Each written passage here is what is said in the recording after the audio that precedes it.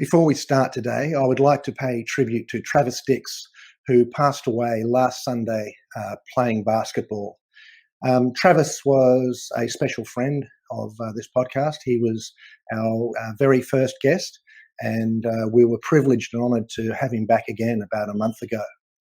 I guess that to be successful in business or in life, you need to be honest, you need to be hardworking, and I think it also helps to be a little bit upbeat. And I think those are three qualities that Travis had by the truckload, and all the more reason why him being taken from us at the age of 42 is that much the worse. Our sympathies to his loved ones. I only knew Travis professionally, but I know there are a lot of people in our community who knew him outside of ours and as a friend, and I know that many of you are hurting, and I would like to say that you have my deepest sympathies. The show goes on, but Travis, we will never forget you, mate.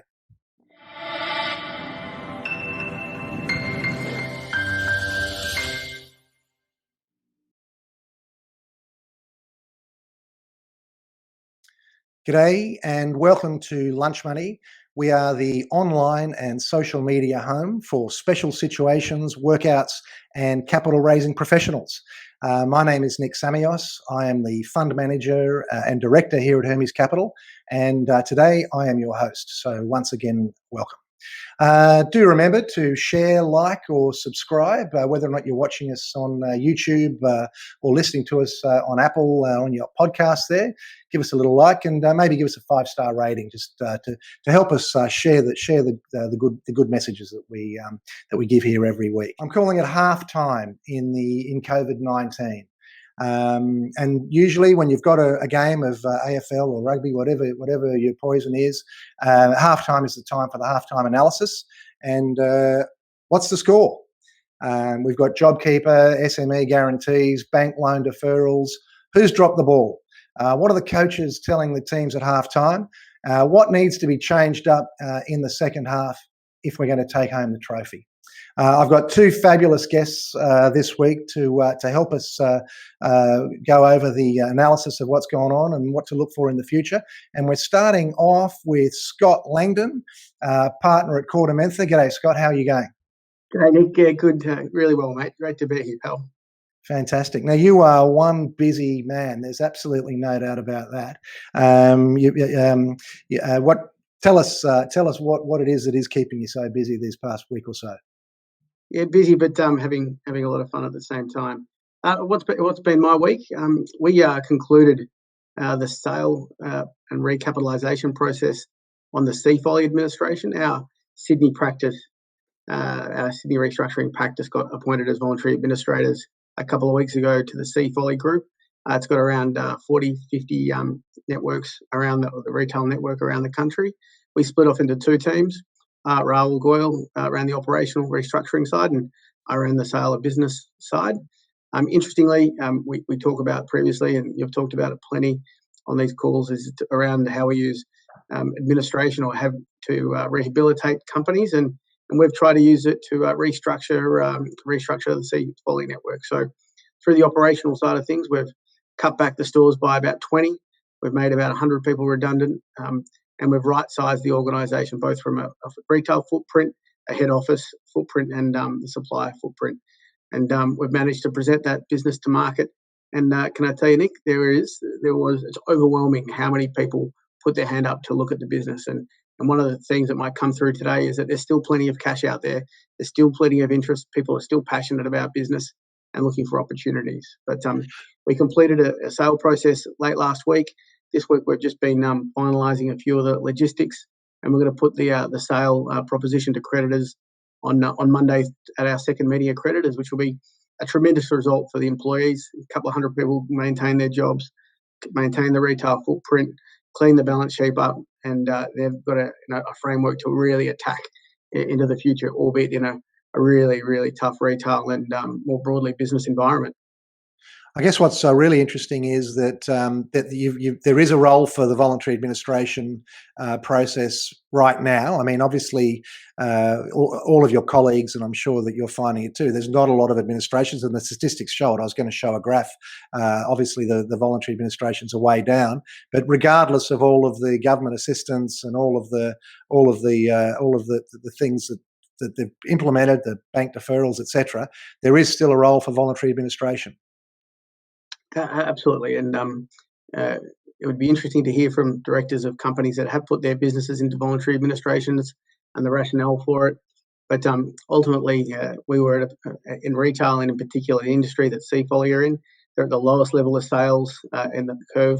Retail's tough, and we need to ramp up again for the summer period. And the directors considered that it was a big cash hole ahead of them, and they needed to restructure, and they put it through a voluntary administration process. As I said, Raoul right-sized the business, got it match fit to then attack going forward. But by right-sizing it and getting the practice looking very attractive and profitable, we got a lot of interest from parties wanting to buy the business. And as I said, it was seriously overwhelming to see that the high quality too, the quality of people interested in buying the business was really, really pleasing. And as I said, it's now on a footing where it can hopefully it can get through the rest of the COVID period.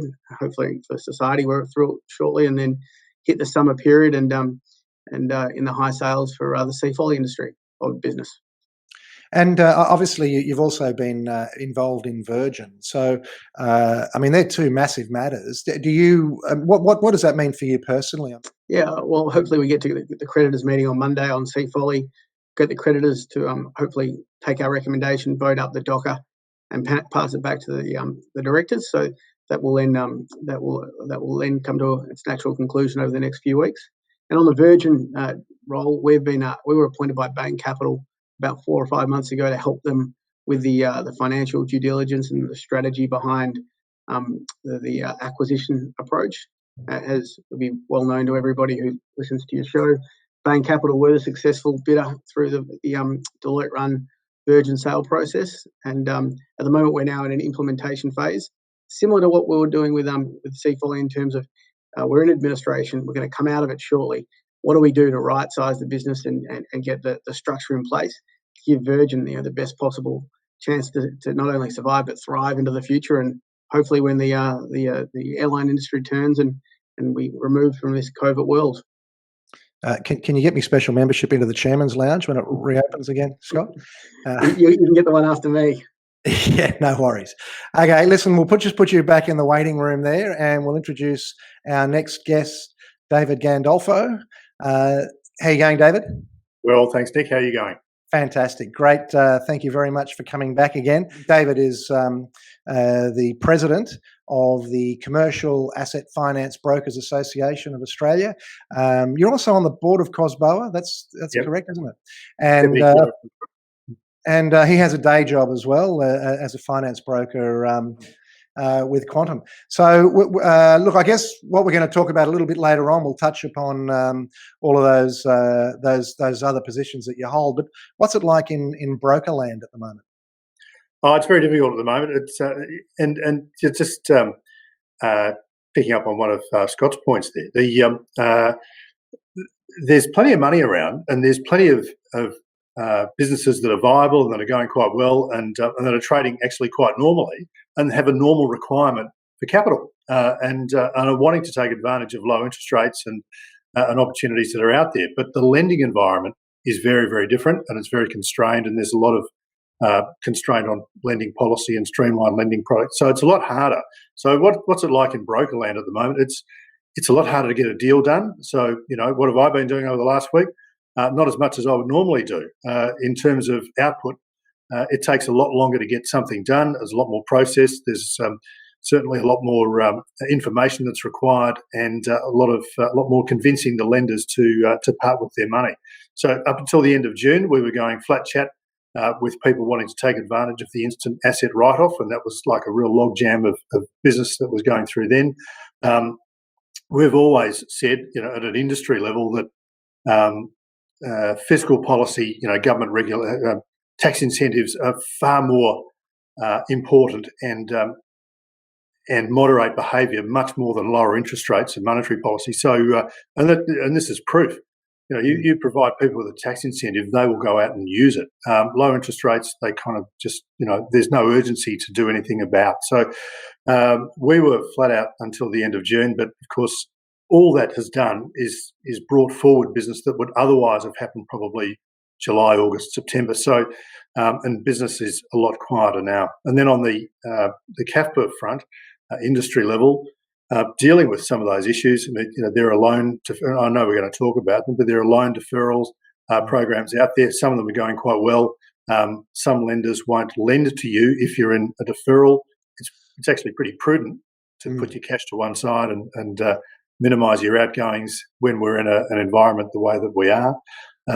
There's one or two lenders there who, once you're in deferral, won't let you out of it, which is problematic for companies that want to get out of it. So, and then there's the COVID loans. There's been some change there. So we're dealing with a number of issues at an industry level, apart from the regulatory stuff that's going on. So, and engaging with both sides of politics, which is also quite interesting. So, yeah, lots of stuff going on, Nick. And what sectors? Anything particular? Transport, mining services, retail? What? Well, not so much retail, but transport, logistics, building construction, earth moving, those sorts of industries, food services, some retail. But of course, it's fairly obvious when you walk down the high street which retail businesses aren't doing so well. And even the cafes that are pumping out takeaway coffees aren't doing the sorts of volumes of business that they would normally do, and they've still got the overheads that they would normally have. So they're suffering. But there are, the businesses that we're busy with are the larger ticket sort of items, and plant equipment hire, building, anything related to those types of industries seem to be almost unaffected. And I think it's fair to describe you as indomitable. You are very chipper, in spite of the fact that you're having to re-prosecute this lockdown situation. Well, you're calling this the halftime. This week we're halftime or halfway through the Victorian, stage, whatever it is, lockdown, stage 3, which is almost like the stage 4. And, we're halfway through the 6 weeks. I'm not sure it's going to be 6 weeks with the numbers the way that they're going at the moment. So, so in Australia at the moment, we've almost got a 2-speed economy. We've got Victoria still in lockdown and the rest of the country trying to get on with it. But Victoria, the country won't get on with it whilst one of the major states is still basically not functioning normally. Yeah. So we're in a really dire situation at the moment until we get out of it. We'll bring Scott Langdon back, and we'll start doing some of the analysis. So I guess I will start with you, David. Let's start with the banks. Do you think they've handled this well? I know that, for example, with the SME Guarantee, where the government was guaranteeing half of the 250,000. There was a very low take up of that. Did you do any of those deals? Oh no, we didn't. We are primarily, our business is primarily in asset finance, but CAFBA represents commercial finance brokers who still write those loans. There was reasonable inquiry for those loans, but I'll give you a couple of quick stats. There's roughly 900,000 businesses that are on JobKeeper. I think there's a couple of 100,000 people who have accessed the superannuation, but there's only about 16 or 17,000 of those loans that have been created, and of those, just over half are from one lender, one bank. Is that right? That is right, and there's 42 banks that have got access to the scheme. So you've got to say the other 41 aren't doing a great job with it. There's also a handful of second-tier lenders who are at a higher interest rate, who are promoting those loans as well. They are writing them. So there's a couple of different problems there. Of the banks that aren't writing them, there are that initially some of them literally just didn't have the processes or the ability to write those loans efficiently. But they're also still applying. What they have done is they've taken into account the government guarantee in terms of the risk pricing, but not in terms of the risk credit. So, because there are initially, up until this week or the government's announcement, the $250,000 loans had to be unsecured. They were over a 3-year term. The first 6 months, there was a loan deferral. So the remaining 30 months, if you drew down the whole $250,000, your payments were around $9,000. And that, mathematically, they actually weren't that attractive, those loans. So to borrower or to lenders. Now that they're out to 5 years, you don't have to have the loan deferral. You can take that $250,000 and your payments are about $4,600. It makes it a lot simpler. But and they can be secured not by property, but by an all-PAP or some other form of security. So not by property. Is that specifically not by property? Not by property. No, and I suspect, and I don't know, but I suspect that the government doesn't want to be guaranteeing loans where people's houses are being foreclosed on. Yeah, sure. This wouldn't be a good look. So that's so there is some scope there for more of those loans, but we got some initial inquiry last week when that was announced, but that's kind of died off as well. I think, but there's also been a corresponding increase in standard overdrafts and regular banking products going up. So people are still getting bank loans, but not these government loans, not government-backed loans. And Scott, how have you found the banks in the last couple of months? I mean, are they changing their stances at all? Are they still hands off? With their problem loans. I mean, are they still just kicking the can down the road? I think that one of my observations, maybe I'll just jump off the back of one of David's comments, is that COVID has just been such a disruptor for business generally. We've got to remember it's been a massive disruptor for the banks as well. You've got, in Melbourne in particular, we're still in shutdown, and it's just a gut-wrenching situation that we see in Victoria at the moment. But the head office of NAB and ANZ are there, and there's nobody in the office, or predominantly no one in the office, so they're working remotely. And organisations that have 40 or 50,000 people aren't established to have everyone working remotely. And I think they've done broadly on execution, trying to help customers quite well. I think that the logistical nightmare that would have been having everybody working from home, which they weren't established to do, I think was probably what they would like to have been able to execute versus what they've been able to execute. I think is they've done a reasonably good job, especially given the quantum and the seismic shift to their business operation. So I think there's been good intent there to be able to try and deliver for their customers. And as David said, the overdrafts are there. Easy wins for customers. I think the banks have broadly done what they can to work with customers as a general rule. I got into a bit of a Twitter spat with someone. I don't know why I do these things, but after the second glass of wine, I don't know if you guys do know what it's like. But someone was bank, saying what terrible things the banks were, and I'll tell you what it was. Actually, it was Emma Alberici made a comment about that the banks, the Royal Commission, and the banks weren't basically getting punished enough was more or less, I think, the thrust of it. And I made the comment, well, the trouble is, we don't, back off the banks, because at the moment they're scared of being clobbered. They're kind of damned if they do the right thing, damned if they do the wrong thing. And what my argument is, we don't want the banks being scared to do deals. Do you think, Scott, that they are still, the Royal Commission is still hovering in the back of their minds? And is that stopping them from being a bit more productive? I think there's no doubt that there's still a shadow of the Royal that lends very deep over the banks. There's no doubt that they have to think about what's the social output of decisions they make. It's not just a financial decision, a customer decision, or a shareholder decision. There's what does society think? And the three of us could look at a situation and all have very different perspectives on it, as we're probably going to have a few different perspectives on how the government's dealt with COVID broadly. So it's a very, very challenging, there's very much a threading the needle type role that they need to play when they have to live up to society's expectations, because society is so complex and diverse. So there's no doubt that there is a shadow that is part of their decision making that's continuing. But I do think that, to go back to my point, I think they have responded very well. And the positive is that they're going to become a lot more dynamic. Every business is going to become more dynamic as a consequence of COVID. The speed of technology, they've had to adapt. So some of the challenges that David would have found over the past 6 months with COVID, but maybe over the last 4 years of dealing with banks, that hopefully when we come out of COVID, we've got a massive step forward in the way technology works, decision-making works.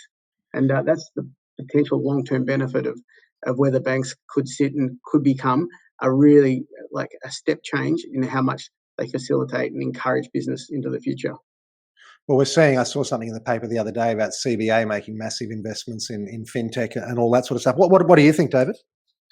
I could go in about 4 different directions here. In response to the Royal Commission, Payne when he summed up and in his recommendations, and business lending was in round 3, and he really found no failure in business lending. So, and his recommendation at the end of it was that there should be no extension of that national consumer credit protection into the small business space or small or medium-sized business space. So that's the first thing. So he never made a recommendation that there should be any change to the way that business lending is actually done.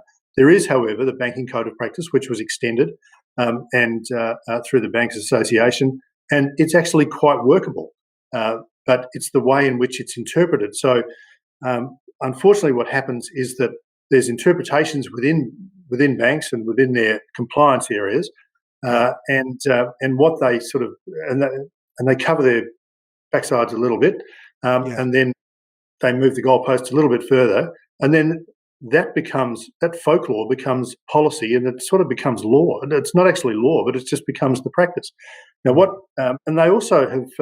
There's been a practice over the last few years of commoditising credit and simplifying credit, which is good in one way, but it also doesn't allow for proper analysis of each individual situation. So that's made it harder.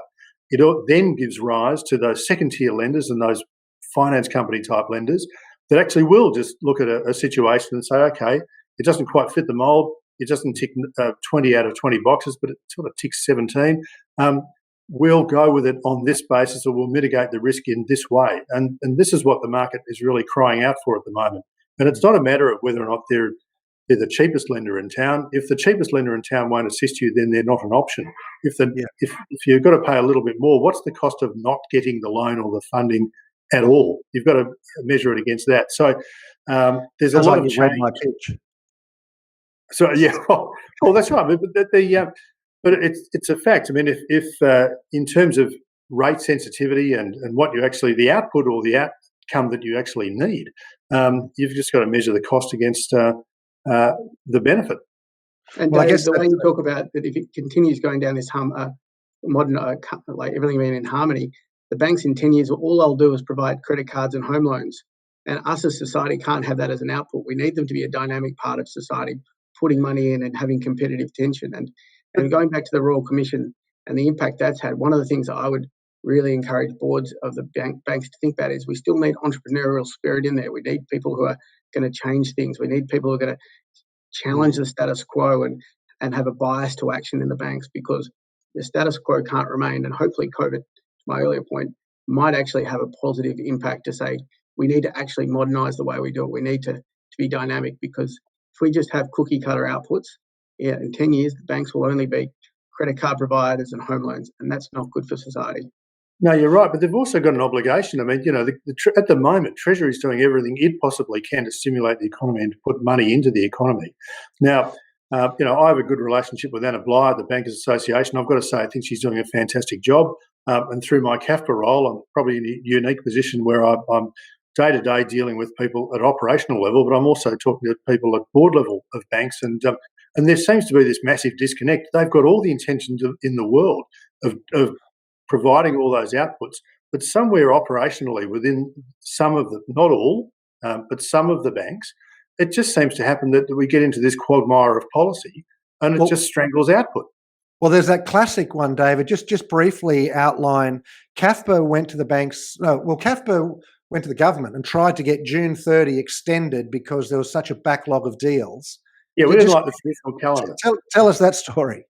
Well, we could foresee early in June that the banks were going to have a problem processing all of those settlements prior to June 30, which were dependent on instant asset right that were critical for June 30 settlement. If you're financing a $150,000 asset, there's a $150,000 tax deduction there available to you.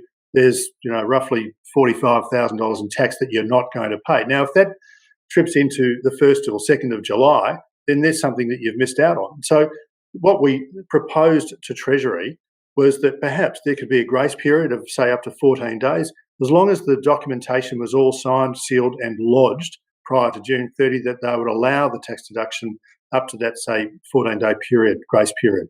Now, they came back to us and said, look, the banks have got it all under control, and no, we don't need to do that. And it was logistically difficult. It had to go through the Parliament. Couldn't be done. But certainly that was something that we tried to do. Did the banks actually say, no, we don't have a problem? They're one of their industry bodies, not the Bankers Association. Okay. Yeah. Okay. Right. Look, we'll just change focus a little bit, Scott. I just want to talk a little bit about some of the changes to the insolvency laws. And obviously there was the suspension of the statutory demand. So whereas before, if someone hadn't paid a trading debt, for example, one business hadn't paid for supplies to another business, you could issue a statutory demand notice. They had 21 days to pay, otherwise they were potentially facing liquidation. That was extended 6 months. Does that work, do you think? Has that been a good thing? I think it has broadly worked. A lot of these, all of these changes need to be taken in the context of an 80-20 rule. I think that 20% of the time that directors have probably done the wrong thing, taken advantage of people who haven't paid them and taken strong liberties. But a lot of people that I deal with are in the 80% of the camp that's taken a little bit of the stress out, because what it does more than anything is that people make the best decisions when they're informed and have clarity of thought. And one of as a restructuring expert, and we help people is working through their thought processes and what is the best next step in a difficult environment. If you've got a tsunami of demands coming in and you're copying it from everywhere, and it's hard to make really informed and smart next steps. And given that we've got COVID, the changed environment, I think it broadly has done really well, because it's taken an element of stress out, and good people have done the right thing and not taken liberties of their counterparties. But absolutely, okay. I think the three of us have all got examples where probably people have done the wrong thing. I've got here a recommendation by the Turnaround Management Association, where this was in yesterday's financial review, where the TMA was calling on the federal government to amend the unfair preference laws to exempt payments made by non-viable businesses to creditors during the COVID-19 period from any statutory clawback from a liquidator. Just to sort of make that into plain language, I mean, the idea is that if a company fails, that all of the suppliers to that business, maybe if they get 10 cents in the dollar, they're all treated equally, albeit pro rata. But if it's 10 cents in the dollar, it's 10 cents in the dollar. But hey, if one of the suppliers knew that the company was teetering on the edge and they got all of the money due to them, maybe they went over and stood over the business and said, listen, give us all our money. Well, someone like Scott can come along and say, no, you got that money unfairly. That was an unfair preference because you had knowledge other people didn't have. So they want to sort of put a bit of a hold on that. I mean, I've heard mixed opinions on that. What do you think, Scott? I don't really have a strong view either way on it. Would be my initial reaction. But what I would say at a more broader level is the type of thinking that it brings is more our laws, as Nick, you've done an unbelievable job of simplifying something that's very complex, is that our insolvency and restructuring laws are so complex, and every time we do a change to them, we put another layer of complexity on, and now we've got safe harbour on top of it. I am a massive advocate of simplifying. Why don't, instead of putting more regulation on, why don't we take it off and simplify the situation? And that would be a massive change towards more positive reconstructions and simplifying our approach. So by saying that there are no clawbacks, I think on one level it's a simplification, but I do think there's an element of, in financial distress, getting everybody treated equally is a really important threshold, and it's a non-negotiable. So removing it so that some people with additional leverage on a counterparty or additional knowledge, that feels a little bit. I'm not sure that feels right to me. I think there's an element of through voluntary administration, through reconstruction, the quality is just a non-negotiable. So my gut feel would say that I probably wouldn't be overly amenable to it. But anything to simplify our laws, anything to simplify the structures we operate in, can only be a good thing. I appreciate, David, this isn't necessarily your bailiwick, but does that cross your desk at all, any of this stuff? No, none of my clients are Scott's clients. And let's keep that for a long time, David. Yeah. Okay. All right. Well, look, imagine, let's sort of get into wishful territory. I mean, is there one thing that you would like either the banks or the government to do to make things better moving forward? Probably the highest watermark for me and the most critical thing to see in the second half is how we wean off JobKeeper. I think it's broadly done. Once you give, it's very hard to take. And by pulling the rug very quickly, which they're not going to do now, would have caused enormous stress and chaos in business, and just how the business weans itself, what the government weans the society off JobKeeper is absolutely critical. If they execute that well, we'll have a soft landing. If we execute badly, and there will be a very hard landing. And I think it also ties into a unification of government, where there doesn't matter which side of politics you're on. I think the person who's running the local pizza restaurant or the coffee shop, they want clarity of communication. They want clarity as to what they need to do to best position themselves. If we have, and I think we've seen it play out in the last week, both sides of politics now sort of seeing a little bit of finger pointing, that's not going to give confidence to SME businesses to come through the other side. Clarity of leadership from government is absolutely critical through this next period, and just how we wean off JobKeeper are the two things I'm looking forward to. Yeah, I do worry that JobKeeper maybe gives an unfair advantage to businesses that should otherwise be outcompeted. But interesting, David, that I was talking to a broker on Monday, and he said that a financier who specialises in motor vehicles had said if you're on JobKeeper, automatically declined. Yeah, I read that in your comments, Nick. I haven't struck that. Certainly, and I hope that's not the case. And I hope that perhaps that someone has got the policy wrong or has misinterpreted it. I think they may have reset it, but yeah, I hope that certainly that's not the case, because there's so many businesses on JobKeeper that if you're not going to lend to a business that is utilising JobKeeper, then you might as well just pack up and go home. But go back to one of my earlier points. There are still banks that are not lending to businesses that have taken up the payment deferral scheme, and that, to me, that just is illogical. Go back to the beginning of this, when we didn't know quite how bad this was all going to be. We thought we were heading into Armageddon and falling off a cliff. There was talk of a third of the Australian population contracting coronavirus. There were, awful, horrible statistics coming out of Italy and Spain at the time, and we were going to be in that situation very, very quickly, and obviously that didn't happen. But, and there was no JobKeeper at the time either. So, people were hanging on to whatever was available. And it was only natural to say, okay, and they were encouraged, by the way, by the banks and the Bankers Association and Treasury to go out and take these loan deferrals. So once you take them, they weren't then told that, hang on, if you do that, we're going to hold off on other approvals that you've got or other lines of credit, and we're not going to extend any other credit to you if you need something else. So now there are a couple of standout lenders who have not adopted that policy, but at the other end of the scale, as I mentioned at the beginning, there's one major bank who is having, you don't seem to be able to get out of your loan deferral, and that stops other lenders from lending to you. So it is really quite problematic. So what would be your one wish? If you get one wish from either government or the banks, what do they need to change up for the second half? They're about to run onto the paddock. What are you going to yell at them? Okay, I'm not a fan of regulation, as Scott has said. We've already got too much regulation, so I don't want the government to be regulating or making laws that the banks have to adhere to. But certainly encouraging the government should be understanding these issues and encouraging the banks. And I just want a practical assessment from banks as to how these businesses are actually running. There's we all know how businesses operate and what works within a business and the way in which we run our own businesses.